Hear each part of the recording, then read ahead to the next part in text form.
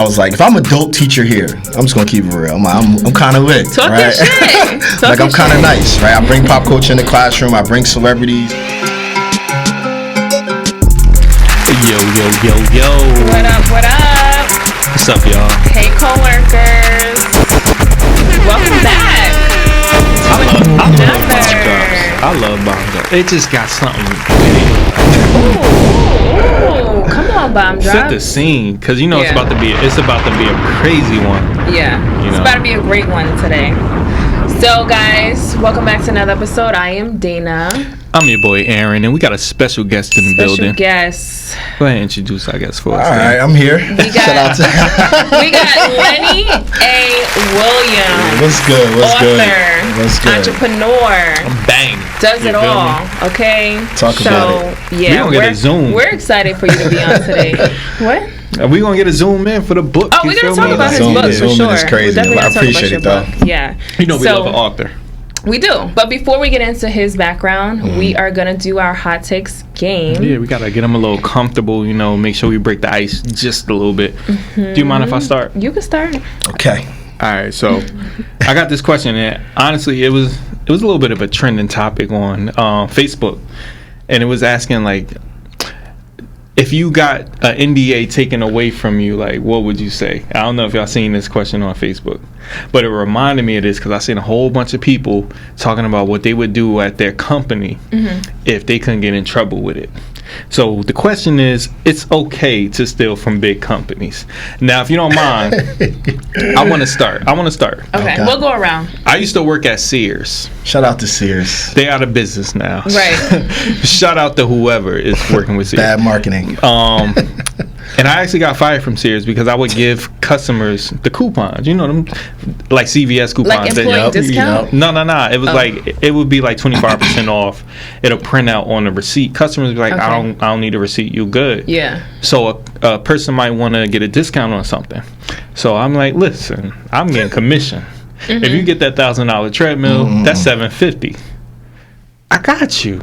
That's okay. It's That's okay. not bad. It's nothing wrong with stealing from these big companies. And actually, they make plenty. I like when you have a cashier that like will hook you up, right? Like give you discounts, because I always get like random ass discounts. At the last one I got was I went to some like shoe store and they gave me like a what is it, like an ambulance discount, like I don't know, like a EMT discount. EMT discount. Yeah. Gotcha. I was like, healthcare worker discount. Wait, so emergency worker, essential worker. So basically, if you get caught in a car accident, like, oh, I got a discount. No, like, he just randomly gave it to me because I was like, oh yeah, I got discounts, and he was like, we got one, and it was an E. I ain't never heard no EMT discount. Yeah, they got essential worker discounts. Oh, okay, they that's what's up.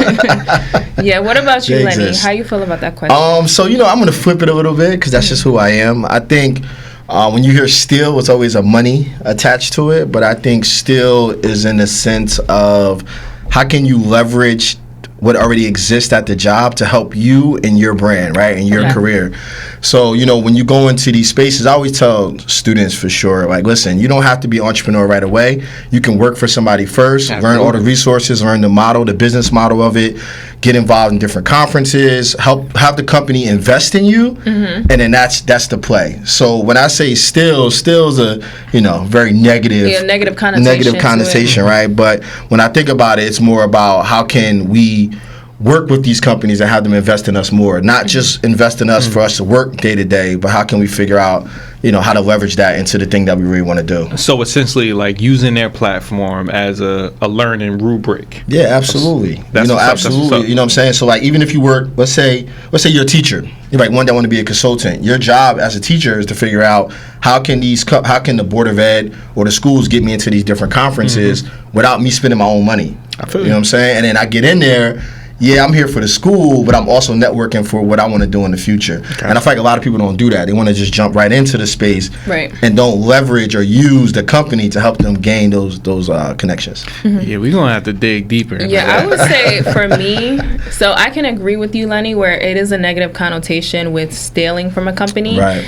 But I would say with a lot of my jobs, they always compensated you based off like certifications. So if you got further education, they would pay for let's say, because I work in tech, so if you were going for a certification and you pass, they would pay for like the training and the exam. So I don't think that's stealing. I think it's steal more that so, shit. Yeah, it's taking advantage, like you said. My bad. I'm not cursing this episode. I'm sorry. We like 5 minutes in.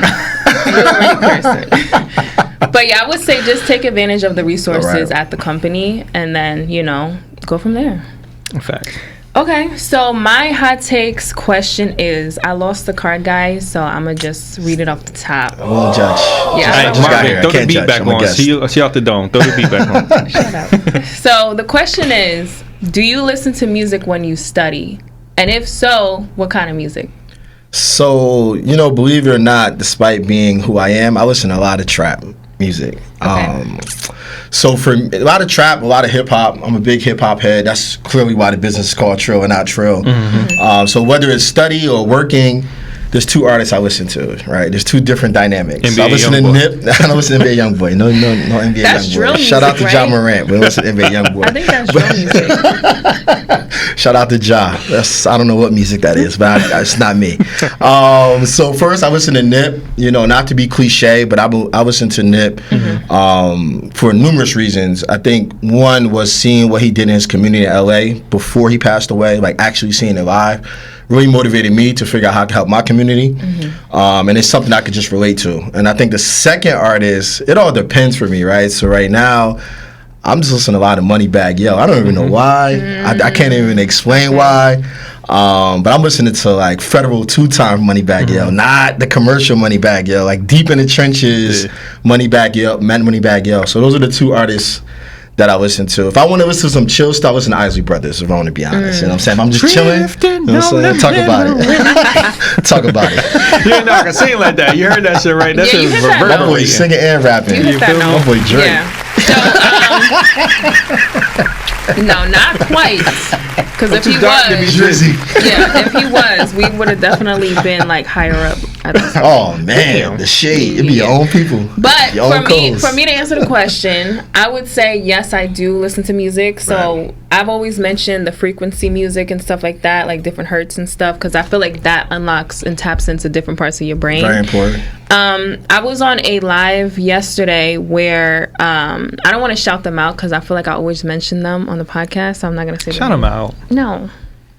Yeah, because I don't want to seem like a groupie. Anyway, he had a live yesterday, and they were actually talking about different music and how like it actually affects your mood. Absolutely. And especially drill music, specifically NBA YoungBoy, how like his shit is kind of like when you want to go rob somebody or like kill somebody, you'll listen to like stuff like that. How do they know that?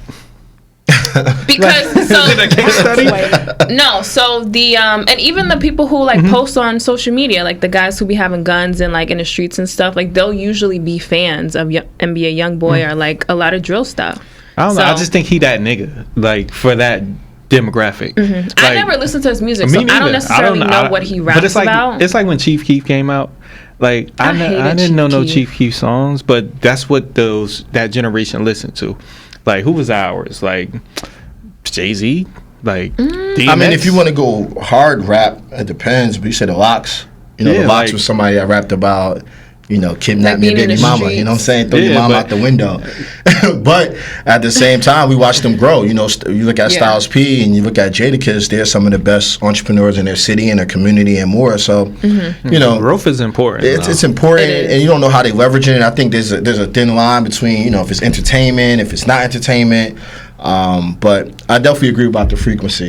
That's something that I heard about. That's something that it really helps. I read about as well. It really helps. Is it an artist itself or is it just the sounds? It's sounds. So you can literally go on YouTube and just type in frequency music. Yep. I wouldn't necessarily call it like it can be meditation music or not, but meditation, it can be like the rainfall, the ocean and stuff like that. So frequency is not like that. It's like just different hertz of sounds. Yeah, you got to go to a frequency speakeasy. So they have these things called hi-fi and lo-fi.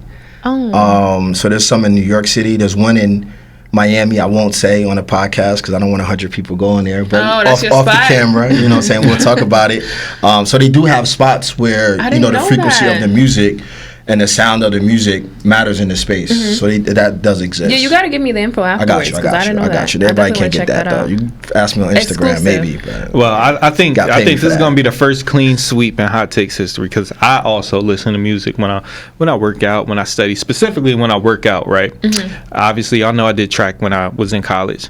And I always listen to R&B music before I worked out. A lot of people be like, yo, what's wrong with you? Why are you listening to R&B to get hype? I listen to that when I'm in the gym. But they say that to me. They're like, yo, why you listen to R&B to get hype? Because that's testosterone, right? I'm listening to music that's getting me ready. I'm listening to music that got me in the mood. Like, it's nothing that's going to... I'm just saying, there's nothing going to increase my performance more than wanting to increase my performance. You feel me? Right. So when I'm studying and I'm focused and I'm thinking about all the things that I need to get done, that keeps me grounded. That keeps me centered. Okay. So, shout out to all the Neos and the Trey Songz, the Chris Browns, the Ushers. Okay. They got me through it. They put you in the mood. Okay. They put me in the central mood. Yeah. Okay. Yeah, not them particularly. That's what you try to do. What you try to do? We gonna keep moving. Okay, well, let's get into Lenny and his background. Yeah, sure. So, Lenny, tell us about you and what exactly is your business and why did you start that business? So, first and foremost, where are you from? So, I'm from New Jersey. Okay, my parents are from New Jersey. I always like to say I am Georgia adjacent as well, because my grandma used to live with us in New Jersey, and my grandmother always shared this story. My grandma had 18 brothers and sisters. Wow. So she was the oldest child, and she was kind of like the rite of passage for our family. So our family would consistently on weekends have a cousin, an aunt, or somebody come over that was in our family. And then we also went to Georgia a lot. We didn't grow up with a lot of money, so we didn't go to Disney World. We went to Disney World once, actually. We drove, which was a trip I don't want to talk about. I've done that. Yeah, I've done that. A trip that we would not talk Florida, about. That shit sucks. And we didn't go anywhere else. My first plane ride, despite being a travel person I am now, I was 19 years old when I first got on a plane. So, we went to Georgia. I learned a lot in the South, between milking a cow, killing a chicken, and those things have taught me about community. And I bring that up because that's what my whole life has been about. It's not about how much education you have. It's not about how many degrees you have. It's about the relationships that you can keep and the community that you have around you. And that's what I'm built off of. And what happened was, with Trill, is I had another coworker. So I've been running businesses or trying businesses for over 20 years, right? So trying to entrepreneur as a teenager, in college, some work, some fail, some work, made money here. And then I met Jeff at work, and to be fully transparent, we met out of college. He was working out of college. Who's Jeff? Jeff's my business partner. Okay. Right. So shout out to Jeff Des. And Jeff and I always joke that we were put in the same room because we were two black guys that was cool on campus. And they were like, hey, you guys should do a presentation together. And we was like, I don't even know this guy. And like, I don't know you. Yeah. And we hit him with the I'm trying to be like you. I'm trying to be like you vibes. And then we did a presentation and killed. Jeff was a writer. I was a business person. Jeff had wrote 6 books at the time. Jeff had a blog. The blog got picked up by Ebony and Hot 97. Me being who I am about community, I said, yo, we should meet. I think that's dope. I've been trying to get into Ebony for the last 2 years for the work I'm doing. It's been tough. So I know you're doing something that's got to be super dope. Yeah. And we was like, yo, let's just try to figure this out. He was like, I'll make you a better writer if you make me a better businessman. So if you think this is a business idea more than a blog, because it was a blog at first, then we could turn this into a business. Can I yeah, absolutely. Piggyback on that? KRS-One had this really insightful, deep in the hip hop. Yeah, I like that. He had this really insightful conversation with a young journalist, and she said, "What would you tell a young person?" And this is very similar to what you said. He said, "I would tell an old person to listen to the young person." Yep. And I would tell a young person to listen to the old person. Yep. That'll make the young person closer to the other young people because they got the knowledge of the old people. And that'll make the old people closer to the other old people because they got the knowledge of the young people. It's bringing that knowledge together. Hey, I might not be the best in this. Yep. And you might not be the best in this, but we better together. Absolutely. So, shout out to you and Jeff for coming together and understanding that, because that's some real stuff. I caught myself. Some real stuff. So I appreciate that. Okay, yeah, that's dope. So you mentioned your business, Trill. Is that what it's called? Yeah, Trill, not Trill. Okay, so what is the business? So what happened was we became presenters, and then we started a blog. So the blog took pop culture and put it in leadership development. So we realized that in college spaces, corporations, they all have some type of leadership development, whether it's a conference, whether it's put in professional development, it exists. So Jeff and I went to a conference, which was crazy, right? So we went to a conference, and at the conference, we were the only 2 black men there. Okay. So we looked at each other like, all right, here we go. there might be something to this. You know, 'cause sometimes you can look at it and say, all right, I don't belong in a room. You might have imposter syndrome. One thing I know about me, I'm always trying to find a positive in every space. So I'm like, there's got to be something here. We're the only ones. We're the only ones listening to the culture. We're by the students. We're professors. We're educators. We got a better pulse of everything than this 55-year-old Caucasian man. Like, simple as that. And that's what happened. So we decided to take leadership development, put it in pop culture. We turned into a blog first. The blog was like what Drake can teach you about masculinity, what Beyonce can teach you about social justice, what Beyonce Lemonade can teach you about social justice. And we were getting like 40,000 views, 50,000 views, 60,000 views amongst our peers within higher ed. And we got a call from a school. It was like, can you do a workshop? It was like, yes, even though we ain't had nothing prepared. And we rocked out. Became an LLC. You gotta take the opportunity. 7 years later, we went to 150 schools, over 50 colleges. We placed students from all over the country. Probably talked to over 500,000 people. Damn. Can we get a bomb drop for that? Because like, shout out to the bombs. That's a big thing. That's a big deal. Yeah. So we really built this out. Where now we have worked with over probably close to like 70 to 80 people as partners, education partners, to come in, do presentations, do conferences. So we went from, hey, you want to do a workshop, to literally a couple weeks ago, we was doing a conference at Macy's, right? We was doing a conference at Google. So we're in these bigger spaces now in a matter of 6 years. So you guys started at schools, and then we started at schools and we branched out. So the whole goal was to take what already exists, put the medicine in the applesauce. The applesauce was, our culture, our swag, adding celebrities, partnering with influencers, partnering with companies that people know. And it just made us different than everybody else, and that's how we got into these spaces. Well, good for y'all. Shout out to. I didn't mean to curse. She got excited. That's a good I know. sign. In the midst of that, you said that you were a professor also. What do you teach? Are you a business professor? So I'm a business professor. I teach management and marketing. I became a professor 10 years ago. If you do the math, I really started teaching when I was about 25, 26 in the college classroom. So I've been doing it now for 10 years. I taught at over 6 colleges in New Jersey. And then I taught at a college in China as well. Okay. Damn. Did you do that with Kane? What's the school in China? No, I did not teach at Kane. So I got hired at Kane, but I ended up not taking the class. Okay. But I taught at some other schools. Yeah, they do. So what were the colleges that you taught at? So I taught at New Jersey City University. I taught at Morris Community College. I taught at Union County College. Also taught at Hudson County College. And I also taught at Brookdale and Ramapo. Okay. I don't bang with Ramapo or NJCU. They was in my conference. And NJCU, of course. I kind of left NJCU out, man. That's crazy. That's my home base.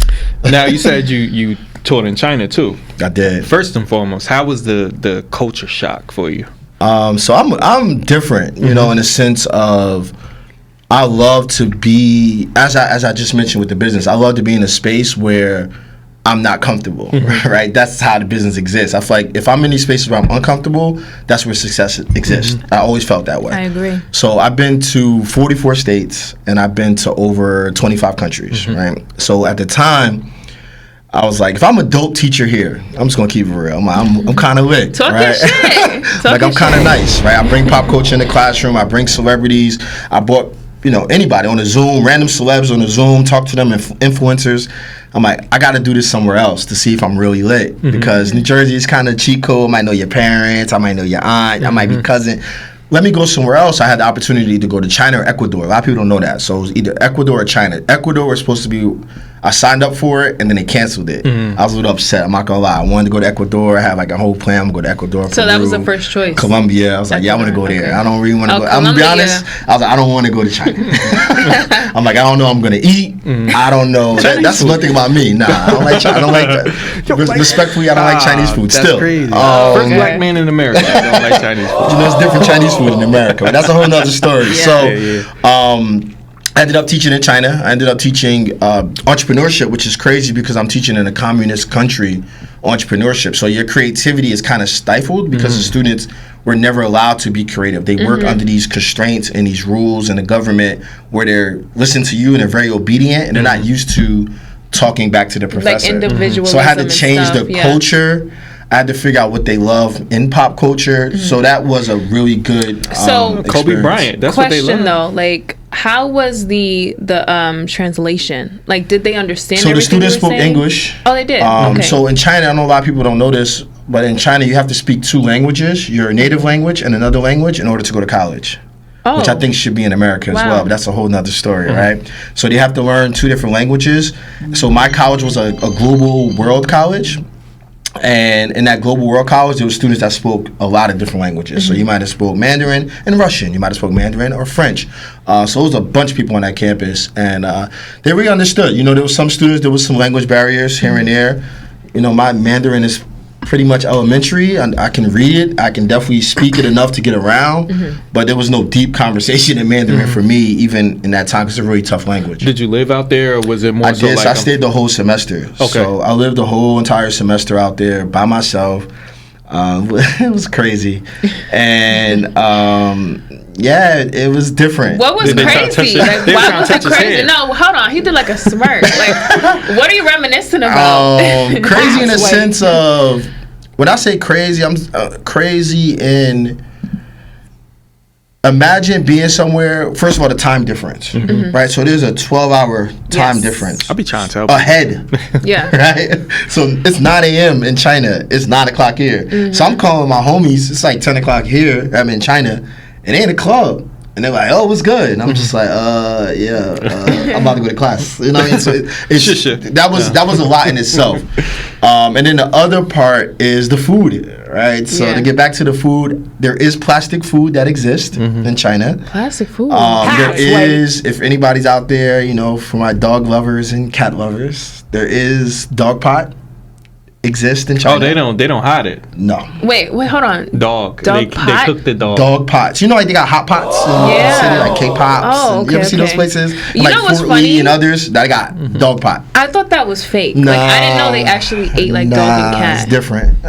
Shit. But we don't want to say it from a stereotypical perspective, y'all. We love all of our Chinese co-workers. We're talking about his experience, though. Yeah, but the thing is, you got to understand why that exists. So, you know, the first time I ordered steak, which I don't know if it was really steak, right? To be very honest with you, because I was just being naive. Yeah. They give you steak as if you shave cheese. So imagine the Parmesan cheese, they shave the cheese because the population is so large and so vast, they don't have enough food for everyone. So when you hear that they're eating certain animals or certain things, it's deeper than just a cultural thing. It's more like, this is all we have. You know, like this is all we can eat. You know, even in China, there's no dryers, right? So you have to wash your clothes and hang your clothes. Like dryers are not allowed because of pollution and it's wild, man. There's this thing called pollution storm where it's like all the pollution comes together and turns into a twister. Like it's just like dirt and smog and smoke. It was an interesting experience. So obviously, it was a good one though. I swear it was. Yeah. From your education perspective, you said you typically bring like influencers, celebrities, and different things like that. From that foreign perspective, Black culture is so popular. Was that easier for you to transition? Yeah, everybody was a sneakerhead. So I've been a sneakerhead over 25 years. So for me, is that where the book came from? Yeah, that's where it came from. It's a little bit let's deeper hold up than the that. book. It's a little deeper than I appreciate it. We wear kicks to work. So I just think that it was you got to figure out. Everybody has when we talk about cultural responsiveness, when we talk about education, everybody has something that we can relate to culturally, whether that's movies, music, whatever the case may be. If you ever been in my class, the first day of class is no syllabus. I give you a survey to figure out who you are. What have you read? What do you like to read? What do you like to do? And I design my entire class around the personalities in the class. Oh, wow. Every semester is different because everybody's different, right? So some semesters we might watch Mad Men. Other semesters we may watch something else that exists for you. So for those students, there was sneakerheads. So I started wearing sneakers to class. Ben was doing it before. and I peeped the reaction. It was like, that was my their famous professor's thing. lit. Like, right? They always just say that. And so I leaned on that. And then what I did was very different than most professors. Is I'm a former athlete, so I'm like, do y'all hoop? Do y'all play ball? Like, we go to the gym, and then that kind of opened the door for us as well. So adding the pop culture is deeper than just pop culture. It's just being in the culture, being immersed in the culture. And then K-pop. So K-pop was really popping at the time. Yeah. Most of my students, BTS. some of my students were from China. Some of them were from Korea. So they were like, yo, K-pop is it. K-pop is it. I had a student assistant. So my student assistant was from Korea. He put me on, like, listen to this, watch this movie, do this, and we can add this to class. And then that kind of helped as well. And then I started using local businesses around that they knew about to bring them into class too. And that was love. One of the dopest things that I just took from that is, as a professor, as an educator, you didn't stop yourself from being educated. Right. You know, it's always time for you to, like, immerse yourself into your students. Yep. And I think a lot of our teachers, they don't get enough credit for that. Nope. So shout out to you for that. Thank like, you for that. you know, taking that extra bit of effort to really ingratiate yourself with your students. Like, that's super important. Yeah, it was different, right? So in China, I'm not gonna lie, in America, I never ate dinner with my students after class. It was like me out. In China, that was a thing. Like, oh, are you gonna come down to the calf? And I'm like, first I was like, no. Like, I'm bugging. But then I came down. I was like, okay, this is a thing now, because they get to open up about their families. They get to ask me questions about America, because they really want to come to America. And now we're more comfortable, where it doesn't feel like I'm just this teacher standing up in front of you, getting paid and telling you what to do. And that really helped a lot. So from what I took from that, just to piggyback off of Aaron, is like the passion you have for teaching. Yeah. Did you always feel that way, or was there someone who was influential in your life that sparked the passion? Yeah, I think that I had a black principal. I always tell this story in elementary school. So I didn't have a lot of black teachers, but I had a black principal. He was swaggy. He had all this swag. He had all the suits. And I'll never forget riding a bike. And I grew up, in a town where a lot of people, it was blue collar. A lot of people didn't have money. And he drove a Porsche every Friday to school. I'm like, man. He's trying to flex. On a Friday. That was his Friday car, right? So he had like the Lincoln Town car, I remember. Then he had a Honda or Acura at the time. And then he would drive this random Porsche on Fridays. Yeah. I'm like, Mr. Boy, you lit. You know what I'm saying? Yeah, he's dope. And he was like 6'5". He was this big stature, former athlete, played sports, and became a principal. And I looked up to him, and even the way he talked to us and the way he communicated. Because a lot of times in our community, we don't find individuals that know how to communicate. I don't want to turn this to like a mental health conversation, but a lot of times, a lot of trauma where they don't know how to communicate to different students or different kids when they're bad. They just screaming at them, or I'm going to, knock you over your head. Or they send them to a special school. Right. Or special ed. Mr. Boyd would sit you in a room and talk to you for like an hour and then tell you you're going to go work with this particular teacher, which was a setup because you realized the teacher had the same interests as you. Okay. So then between that, between Mr. Boyd and me linking up with the teachers, that helped. Also, I was a very curious kid. That's why I'm super creative. I always tell this story. So in order to learn, for me, I didn't like reading books as a kid. I was like talking to people because I grew up around my grandma. So what I would do is I would help all the older people in the community, groceries, whatever, just to get upstairs and ask them questions. Like, so when you were married, or when were you unhappy? And these people would tell me, you was asking, I was nosy. I was straight nosy, right? It worked. Because I was like this little short kid. I was real small at the time.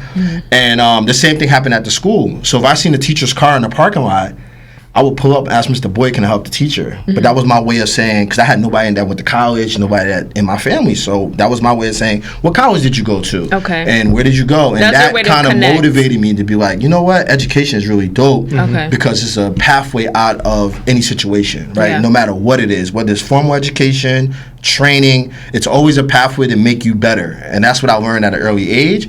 And I said, either I want to be a teacher, be in education, or continue to be educated. And I became all three.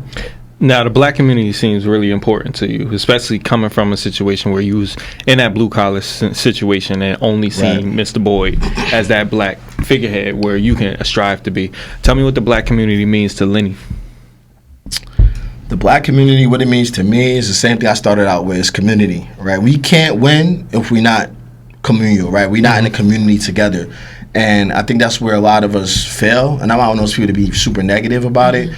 But I think a lot of times we fail because we don't realize the importance of community. We say we're in community, but are we really in community, right? Are we just being friends with people for transactional reasons, or are we doing this for the better good of our community for this generation and the generation after? So the work that I do is always going to be for my people, right? Because I am a representation. A lot of these rooms that I'm in, I realize I might be the last black person to walk through these doors for years. So it's important for me to set this place on fire in a good way, kill it, and bring my people in behind me. So it is super important for me to have community within the black community, no pun intended. Yeah. So you mentioned how you like to bring up the generation after you. So what are ways that you do that? Are there like different programs or organizations that you're part of? So this is the first thing I do. Aaron brought up a really good point about KRS-One. I call it generational mentor. Okay. So I have mentors that are younger than me that represent different generations. So I'm not one of those people like Gen Z is trash or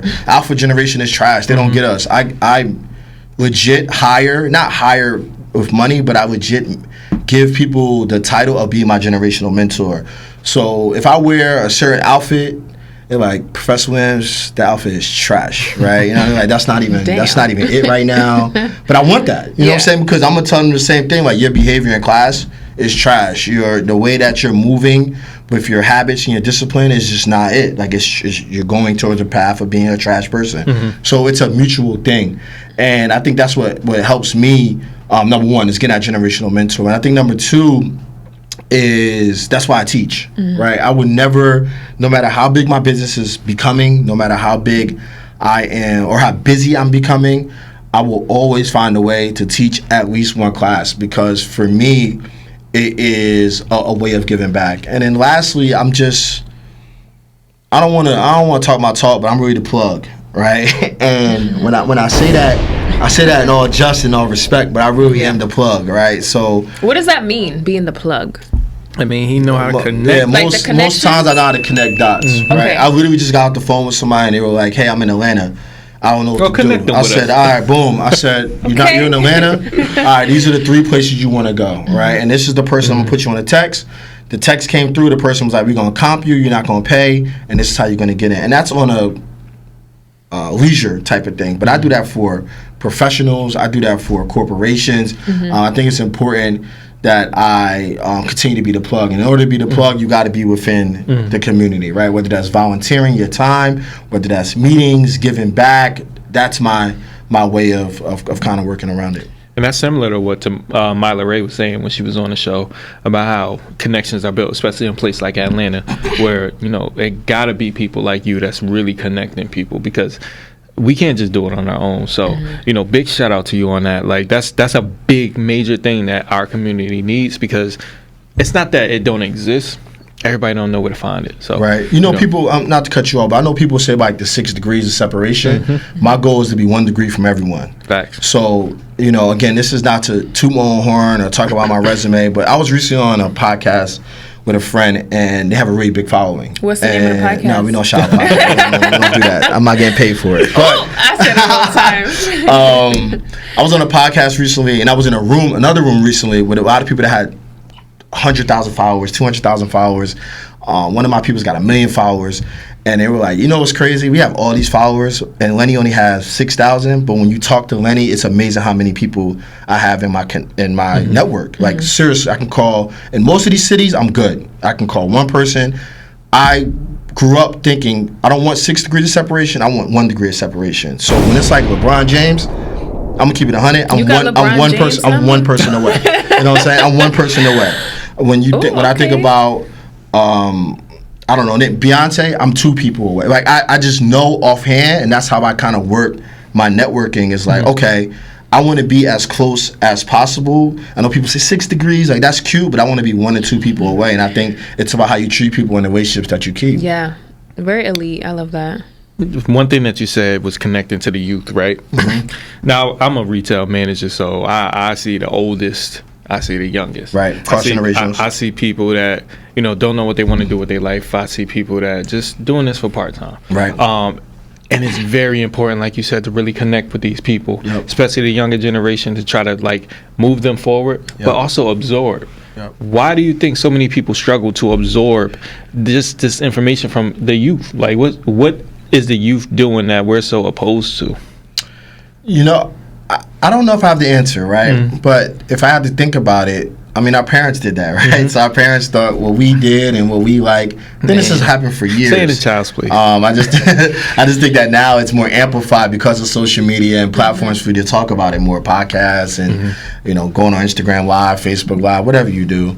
I think that if I want to give any advice, I'm gonna go right back to it. I think that as an adult, it's important to, before you judge, be involved in the space, right? And what I mean by being involved in the space is you'll be shocked at how many students want to be a retail manager or how many students want to be in some of your roles, and they don't know if they see anybody that's close to them or somebody that will understand them, or they don't have the actual help. So I think that it's important for us, and I give everybody that task, no matter what you're doing. The young generation is going to remind you how important you are, number one. And I think number two, it's important for us to not be in a space of always delegating, right? And be in a space of educating, right? And education, right? And thinking about how can they educate me so I can be better within the relationship. And I say that all the time because when I first started working at NJCU, I started dealing with different cultures. And some cultures, I was like, whoa, that's kind of brash, that's a lot. But then I had to realize, let me take a step back and understand your culture first before I even speak or before I even engage with you all. So I think it's important not only to volunteer, but be open-minded and let the kids be. You know what I mean? Like, let them be and let them be as creative. Let them grow and talk within the and person grow that they're meant to and be. make mistakes. Yeah, I made mistakes. I made mistakes. Right. You know what I'm saying? I still make mistakes. But mistakes is hard to come by in 2023. Every mistake is under a microscope. It's different when back in our day we make a mistake and it's not recorded, right? There's but nowadays no paper trail. Everything is just like I'm afraid of the internet. Honestly, like I make fun about like fighting and stuff. Like I'm not no type of person that be fighting, but it's like I don't want to fight nobody getting knocked out on the internet. Now I'm a meme. Now you went viral. I done caught the getting L. your ass beat. But it's like it makes people tentative. Yeah. Like I need people to be courageous. I need people to take that leap. But if I'm so afraid that every single failure is gonna be like, look at this guy, loser. Like that's a different kind of peer pressure. So I agree. We do have about like 15 minutes left. So before we end, I do want to get into the book. Okay. So the book is We Wear Kicks to Work When Pop Culture Meets Leadership and Education. So it looks like a pretty quick read, which is dope easy. Because, like we said, a lot of people don't necessarily read nowadays. Absolutely. They get all the information from social media. But yeah, so can you give us just a synopsis of the book and, what it's about? Yeah, so We Wear Kicks to Work is really talking about how to be authentic in the workspace. Okay. So what happened was Jeff and I were trying to have better relationships with certain demographics of students. And I was always a sneakerhead. Jeff started to become more of a sneakerhead. And we try to sneak and wear some sneakers, right? You don't want to be like over the top. So at first I was wearing like Stan Smiths. Like I could pull that off with my suit. And then I was like, man, I don't even care. And then what happened was, I'm going to be very honest. I wore some Converse one day and a student came at me. A student going to check you. They're like, man, all you wear is Converse and Stan Smiths. Like, you don't got nothing like us. So I was like, all right, no doubt. I bet. I'm going to show you. So I came to work off-white ones next day. It was like, yo, you heard Professor Lance had an off-white ones. And that was it. I started coming crazy. Every day was like something new, something crazy. But I realized how important it was to find a vehicle to connect with whoever's in a space, whether that's your coworkers, whether that is your subordinates, your manager, your leaders, and your students. The second thing I learned, and the reason why I wrote this book, is we noticed in our space that everybody was working with college students, but we're not doing things that related to college students. They were all buttoned up, tight, these suits, these fancy suits and shoes, which is cool, right? But then I'm like, there's students that can't even get a meal, right? And they feel intimidated by the way you look. On top of, in higher ed, you have hidden curriculums, right? So you have certain names like Bursar and this place and this place. They have all these like secret language and coded language that is archaic and racist, but that's a whole nother story. So we were like, we got to relate so that now you feel comfortable. And we started wearing sneakers to work. started wearing sneakers to campus. I give you an example at Kane at your school. We had a conference, and these black guys were standing outside, and they say, "Oh, who y'all? Y'all coaches?" Damn. Like, nah, we not. But it's something like that. They're like, "Oh, who are y'all?" It was like, "We're speaking at the event." It was like, "Oh, that's the event y'all was going to that?" And I remember I had on the Travis Scott Force. And Jeff had, I forgot what Jeff had. He had something serious, something dope. And they were like, "Oh, your sneakers is crazy. Y'all about to speak in those?" We was like, "Yeah." It was like, "We about to pull up." And ironically, it's funny because they had graduation yesterday. One of those students graduated. So who's to say in that summer program that he goes home, never comes back? And we realized the importance of not only wearing kicks, but kicks is also the way you wear your hair, the way you speak, the way your culture, right? Because in these spaces, people will try to put you in a box or create a story for you if you don't share your own story, right? Yo, it's crazy. I don't mean to interrupt you, but good, man. I was in a barbershop. I don't know if y'all could tell. I was in a barbershop yesterday, and old dude came into the barbershop. And my barber, shout out to Russ. He cut his hair because he had hair like mine. He was the reason that I kind of grew my hair in the first place. So the guy came up to him like, "Man, I'm glad you grew that, cut that hair on yours. You finally look like, you trying to look like something." And it's crazy because that's a generational thing, right? Right. It's no knock on him. He's not trying to, make fun of him for his haircut at one point in time. But the older generation has this ideal set of standards. Right. It's great that someone like you is coming in and telling these kids, like, fuck them standards. Sorry, I can't help it. Yeah, like Fuck be original, like, be you, be creative, be expressive. The way that we dress is expressive. Right. Black culture is expressive. Right. It's art in everything that we do. We don't fit into a box, right? Like everyone, especially in the black community, is different, and we like to show that with what we wear, our hair. Like we're very versatile. Yeah, and then you know what happens on these campuses and places, right? So they only want you when they need you. So right, you just a ghetto kid from whatever neighborhood, but when they want to show diversity, you're on a billboard. Right? When they want to show, when Pepsi and these other companies want to be cool, now they want to use your song, right?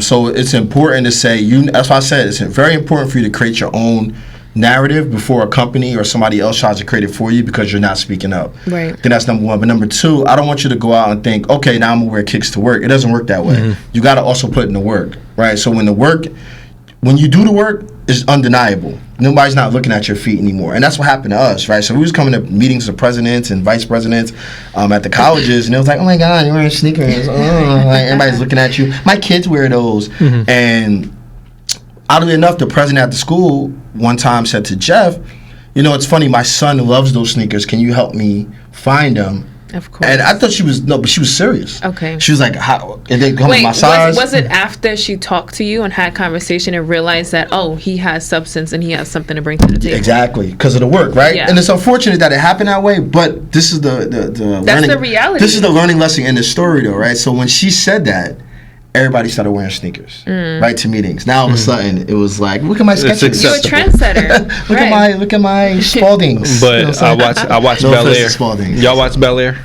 Yes. So On Peacock. Yeah. Yep. So the one thing that he told Will, nobody argues with a winner. Yep.